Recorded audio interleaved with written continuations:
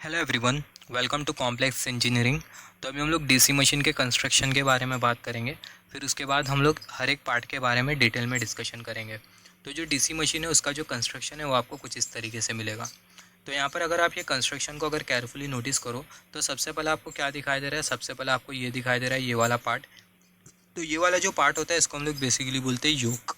यहाँ पर ये जो आपको जो दिखाई दे रहा है ये वाला पार्ट, कर्सर की टिप, इसको हम लोग बेसिकली बोलते हैं योक। तो यहाँ पर ये जो योग होता है इसकी क्या रिक्वायरमेंट होती है। ये जो योग होता है बेसिकली कंप्लीट पाथ प्रोवाइड करता है मैग्नेटिक फ्लक्स के फ्लो के लिए। जैसे कि हमें पता है जो इलेक्ट्रिकल सर्किट है उसमें इलेक्ट्रिकल नेटवर्क में जो सर्किट है वो पूरी तरीके से कंप्लीट होना चाहिए, कंप्लीट पाथ होना चाहिए, तब जाके करंट का फ्लो होगा। सिमिलरली मैग्नेटिक सर्किट में भी जो मैग्नेटिक पाथ है वो पूरी तरीके से कंप्लीट होना चाहिए, तब जाके मैग्नेटिक फ्लक्स का फ्लो होगा। तो यहाँ पर ये जो योग होता है ये कंप्लीट पाथ प्रोवाइड करता है मैग्नेटिक फ्लक्स के फ्लो के लिए, राइट। और ये जो योग होता है ये लो रिलक्टेंस पाथ प्रोवाइड करता है। मतलब ये जो योग होता है इसका जो रिलक्टेंस होता है वो कम से कम होता है, जिसके वजह से योग के थ्रू ज़्यादा मैग्नेटिक फ्लक्स का फ्लो हो पाता है। और इसकी परमेएबिलिटी भी ज़्यादा होती है, जिसके वजह से ज़्यादा मैग्नेटिक फ्लक्स योग के थ्रू फ्लो कर पाती है। यहाँ पर अगर हम लोग देखिए योग के अंदर आपके चार जो दिखाई दे रहा है ये चारों पार्ट, यहाँ पर ये वाला पार्ट, ये वाला पार्ट, ये वाला पार्ट और यहाँ पर ये वाला पार्ट, इसको हम लोग बेसिकली बोलते हैं फील्ड मैग्नेट। यहाँ पर अगर हम लोग देखें चारों में से कोई भी एक कंसिडर कर लेते हैं, ये वाला कंसिडर कर लेते हैं। यहाँ पर अगर आप देखो जो कर्व जैसा आपको जो दिखाई दे रहा है, जो कर्व जैसा वो जो पार्ट होता है इसको हम लोग बेसिकली बोलते हैं पोल शू। और ये पोल शू के ऊपर वाला जो पार्ट आपको जो दिखाई दे रहा है उसको हम लोग बेसिकली बोलते हैं पोल कोर। उसको हम लोग बेसिकली बोलते हैं पोल कोर। यहाँ पर अगर आप देखो ऊपर वाला जो पार्ट है उसको हम लोग बोलते हैं पोल कोर, और ये पोल कोर के ऊपर ये फील्ड वाइंडिंग लपटी हुई है। यहाँ पर ये जो पीला पीला आपको जो दिखाई दे रहा है, जो येलो वायर आपको जो दिखाई दे रहा है इसको हम लोग बेसिकली बोलते हैं फील्ड वाइंडिंग। फील्ड वाइंडिंग जिस पार्ट के ऊपर बंधी हुई है, जिस पार्ट के ऊपर वाउंड की गई है, वो जो पार्ट होता है उसको हम लोग बेसिकली बोलते हैं पोल कोर। और ये पोल कोर के आगे वाला जो पार्ट होता है इसको हम लोग बेसिकली बोलते हैं पोल शू। अब ये पोल शू के वजह से होता क्या है, ये जो पोल शू होता है ये फील्ड वाइंडिंग को मैकेनिकल सपोर्ट प्रोवाइड करता है। अगर हम लोग ये पोल शू को अगर हम लोग यूज़ ना करें, अगर हम लोग ये कर्व वाले पार्ट को अगर हम लोग यूज़ ना करें तो आपकी जो फील्ड वाइंडिंग है वो बाहर आ जाएंगी। तो ये रीज़न के वजह से हम लोग यूज़ करते हैं ये पोल शू। ये पोल शू के वजह से होता क्या है, ये जो पोल शू होता है ये मैकेनिकल सपोर्ट प्रोवाइड करता है ये फील्ड वाइंडिंग को। और ये पोल शू के वजह से होता क्या है, ये जो पोल शू है, ये जो पोल शू है वो ये एयर गैप को भी डिसाइड करता है। ये जो एयर गैप आपको जो दिखाई दे रहा है, अभी एयर गैप क्या होता है, यहाँ पर अगर आप देखो यहाँ पर ये वाला जो पार्ट आपको जो दिखाई दे रहा है, कर्सर जिस रीजन में मूव कर रहा है, ये वाला जो पार्ट आपको जो दिखाई दे रहा है इसको हम लोग बेसिकली बोलते हैं आर्मेचर। यहाँ पर ये आर्मेचर आपको दिखाई दे रहा है और यहाँ पर ये आपको दिखाई दे रहा है बेसिकली पोल शू। ये पोल शू, यहाँ पर ये वाला पोल शू, ये वाला पोल शू और यहाँ पर ये पोल शू। तो यहाँ पर ये आर्मेचर और यहाँ पर ये आर्मेचर और यहाँ पर ये पोल शू के बीच का जो गैप आपको जो दिखाई दे रहा है, जो कि कर्सर की टिप शो कर रही है, जो गैप आपको जो दिखाई दे रहा है कर्सर की टिप जो कि आपको शो कर रही है, ये जो गैप होता है इसको हम लोग बेसिकली बोलते हैं एयर गैप। तो यहाँ पर ये जो एयर गैप होता है, जैसे कि हमने बात किया था डीसी मशीन में हमें दो पार्ट मिलता है, एक स्टैटिक पार्ट और एक रोटेटिंग पार्ट। तो यहाँ पर ये वाला जो पार्ट है वो है रोटेटिंग पार्ट, जो कि रोटेट करेगा। और यहाँ पर ये वाला जो पार्ट आपको जो दिखाई दे रहा है जिसके ऊपर फील्ड वाइंडिंग बनी है उसको हम लोग बेसिकली बोलते हैं स्टैटिक पार्ट। तो यहाँ पर ये स्टैटिक पार्ट और यहाँ पर ये रोटेटिंग पार्ट है, दोनों के बीच का जो गैप होता है उसको हम लोग बेसिकली बोलते हैं एयर गैप। तो यहाँ पर ये जो एयर गैप होता है वो डिपेंड करता है ये पोल शू के ऊपर। अलग अलग टाइप की पोल शू होती है जिसके बारे में हम लोग बात करेंगे। ब्राइडर पोल शू होती है, चैम्फर्ड पोल शू होती है। तो ये जो पोल शू होती है वो डिसाइड करती है ये एयर गैप को। तो यहाँ पर ये जो एयर गैप होता है, ये जो एयर गैप होता है वो डिपेंड करता है ये पोल शू के ऊपर भी, राइट।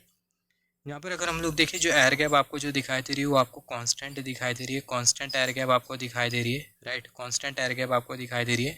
तो यहाँ पर ये जो पोल शू है इसको हम लोग बेसिकली बोलते हैं ब्राइडर पोल शू। और ये कांस्टेंट एयर गैप की वजह से होता क्या, आपको जो मैग्नेटिक फ्लक्स जो मिलती है वो आपको मिलती है फ्लैट टॉप मैग्नेटिक फ्लक्स, जिसके बारे में आगे हम लोग बात करेंगे, राइट। तो यहाँ पर अगर हम लोग देखें, यहाँ पर जैसे कि हमने बात किया, यहाँ पर ये फील्ड वाइंडिंग हमने लगा के रखा है, ये येलो येलो आपको दिखाई दे रही है फील्ड वाइंडिंग। और ये जो फील्ड वाइंडिंग होती है इसको हम लोग ये टर्मिनल बॉक्स में दे देते हैं। यहाँ पर अगर हम लोग देखें, यहाँ पर ये वाला जो पार्ट आपको जो दिखाई दे रहा है इसको हम लोग बेसिकली बोलते हैं आर्मेचर कोर। यहाँ पर ये जो पार्ट है आप इसको बोलोगे आर्मेचर कोर। कर्सर की टिप आप केयरफुली नोटिस करना, यहाँ पर ये वाला जो पार्ट आपको जो दिखाई दे रहा है इसको हम लोग बेसिकली बोलते हैं आर्मेचर कोर। इसको हम लोग बेसिकली बोलते हैं आर्मेचर कोर।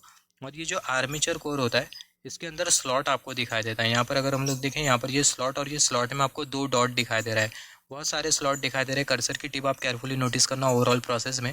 यहाँ पर आपको स्लॉट दिखाई दे रहा है, यहाँ पर स्लॉट दिखाई दे रहा है, यहाँ पर स्लॉट है, यहाँ पर स्लॉट है, यहाँ पर स्लॉट है, यहाँ पर स्लॉट, यहाँ पर स्लॉट है, यहाँ पर स्लॉट आपको दिखाई दे रहा है। यहाँ पर अगर आप देखो ये जो स्लॉट है इसमें आपको जो डॉट्स जो दिखाई दे रहे हो बेसिकली वाइंडिंग है। यहाँ पर आप देखो आपको डबल लेयर वाइंडिंग दिखाई दे रही है, एक स्लॉट में आपको 2 वाइंडिंग दिखाई दे रही है, इसका मतलब डबल लेयर वाइंडिंग। तो यहाँ पर ये हमने कंसिडर किया ये है आर्मेचर, और ये आर्मेचर में हमें क्या दिखाई दे रही है, हमें वाइंडिंग दिखाई दे रही है, और ये जो वाइंडिंग है वो है डबल लेयर वाइंडिंग। या फिर आप बोल सकते हो कंडक्टर, जिसको हम लोग बोल सकते हैं डबल लेयर कंडक्टर। यहाँ पर अगर आप देखो कंडक्टर, आर्मेचर, कंडक्टर, यहाँ पर आप कर्सर की टिप को शो देखो ये आर्मेचर कंडक्टर, और यहाँ पर ये वाला जो पार्ट आपको जो दिखाई दे रहा है इसको हम लोग बेसिकली बोलते हैं आर्मेचर, राइट।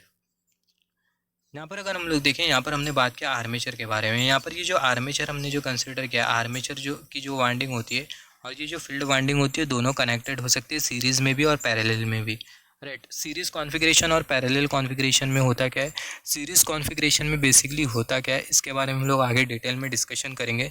सीरीज़ कॉन्फ़िगरेशन में आपकी जो वाइंडिंग का जो करंट होता है वो ज़्यादा होता है, रेसिस्टेंस कम होता है, और इस वाइंडिंग करंट ज़्यादा होने की वजह से जो कॉपर कंडक्टर होता है उसका जो क्रॉस सेक्शनल एरिया होता है वो आपको ज़्यादा रखना पड़ता है।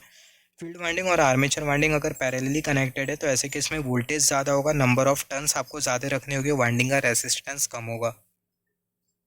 वाइंडिंग का जो रेसिस्टेंस है वो ज़्यादा होगा, करंट कम होगा। अगर आर्मेचर वाइंडिंग और फील्ड वाइंडिंग अगर पैरेलली कनेक्टेड है तो ऐसे केस में होगा क्या, ऐसे केस में जो वोल्टेज है वो ज़्यादा होगा, करंट कम होगा। वोल्टेज ज़्यादा होने की वजह से नंबर ऑफ़ टर्न्स आपको ज़्यादा रखना पड़ेगा, और करंट कम होगा जिसकी वजह से वाइंडिंग का रेसिस्टेंस बढ़ जाएगा। यहाँ पर अगर आप देखो ये आपको जो दिखाई दे रहा है, ये अंदर वाला जो ब्लैक वाला जो पार्ट आपको जो दिखाई दे रहा है इसको हम लोग बेसिकली बोलते हैं कम्यूटेटर। कर्सर की टिप यहाँ पर ये आपको जो ब्लैक वाला जो पार्ट जो दिखाई दे रहा है इसको हम लोग बेसिकली बोलते हैं कम्यूटेटर वाला जो पार्ट है इसको हम लोग बेसिकली बोलते हैं कम्यूटेटर। कम्यूटेटर बेसिकली करता क्या है, जो ईएमएफ होता है उसे रिवर्स करने का काम करता है। यहाँ पर जो मशीन है हमने कौन सी मशीन कंसिडर करी है, डीसी मशीन कंसिडर करी है। तो डीसी मशीन में बेसिकली जो ईएमएफ जो जनरेट होना चाहिए वो कैसा ईएमएफ जनरेट होना चाहिए, डीसी ईएमएफ जनरेट होना चाहिए। तो यहाँ पर ये डीसी मशीन में डीसी ईएमएफ जनरेट करवाने के लिए, या फिर आप ऐसा बोल सकते हो डीसी ईएमएफ जनरेट हटा दो, ये जो मैं बोला, डीसी मशीन में जो कम्यूटेटर होता है बहुत इंपॉर्टेंट पार्ट होता है। डीसी मशीन में अगर आप कम्यूटेटर अगर नहीं यूज़ करो तो ऐसे केस में आप जो मशीन है उसको डीसी मशीन नहीं बोल सकते हो। तो डीसी मशीन में, डीसी मशीन को अगर आपको काम करवाना है, डीसी जनरेटर से अगर आपको काम लेना है, डीसी इलेक्ट्रिकल पावर लेना है, डीसी मोटर से अगर आपको काम लेना है, मैकेनिकल आउटपुट लेना है और इनपुट में डीसी पावर देना है, तो कम्यूटेटर लगाना बहुत ज़रूरी होता है। ये जो कम्यूटेटर होता है वो क्या करता है, सबसे पहला जो ईएमएफ होता है उसे रिवर्स करने का काम करता है, एसी ईएमएफ को डीसी में कन्वर्ट करने का काम करता है। और दूसरा अगर आप देखो ये जो कम्यूटेटर होता है वो आर्मेचर के एमएमएफ को कांस्टेंट रखने का भी काम करता है with respect to stator MMF. इसके बारे में हम लोग डिस्कशन करेंगे आगे। कम्यूटेटर और ब्रशेस के जब हम लोग बारे में बात करेंगे तो हम लोग डिटेल में डिस्कशन करेंगे। अब ये कम्यूटेटर के साथ ये जो ब्लैक जैसा आपको जो दिखाई दे रहा है, यहाँ पर ये ब्लैक कर्सर की टिप, यहाँ पर ये ब्लैक वाला पार्ट, यहाँ पर ये ब्लैक वाला पार्ट और यहाँ पर ये ब्लैक वाला पार्ट, इसको हम लोग बेसिकली बोलते हैं ब्रशेस। ये ब्रशेस करता क्या है, जो ब्रशेस होता है वो इलेक्ट्रिकल टर्मिनल को कांस्टेंट रखने का काम करता है। बेसिकली होता क्या है, ये रोटेटिंग मशीन में जो पार्ट है वो सारे के सारे रोटेटिंग पार्ट है। ये जो आर्मेचर आपको जो दिखाई दे रहा है ये रोटेटिंग पार्ट होता है, और यहाँ पर ये आर्मेचर के साथ जितने भी कंपोनेंट कनेक्टेड है, कम्यूटेटर हो गया, जितने भी पार्ट कनेक्टेड होते हैं, शाफ्ट हो गया, तो ये सारे के सारे जो पार्ट होते हैं वो रोटेटिंग होते हैं। और हमें इलेक्ट्रिकल टर्मिनल चाहिए होता है, और वो जो इलेक्ट्रिकल टर्मिनल है वो कांस्टेंट रहना चाहिए, इलेक्ट्रिकल टर्मिनल रोटेट नहीं करना चाहिए। आपके घर का जो स्विच बोर्ड है, अगर वो स्विच बोर्ड के दोनों जो टर्मिनल है, लाइव और न्यूट्रल टर्मिनल, अगर ये रोटेट कर रहे हो तो ऐसे केस में काम चलेगा क्या आपका? ऑब्वियसली काम नहीं चलेगा।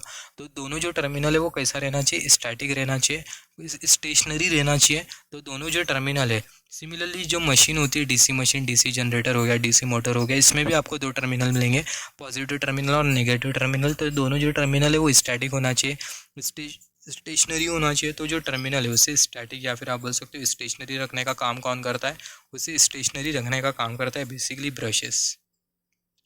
तो यहाँ पर ये जो ब्रश होता है ये भी बहुत इंपॉर्टेंट रोल प्ले करता है।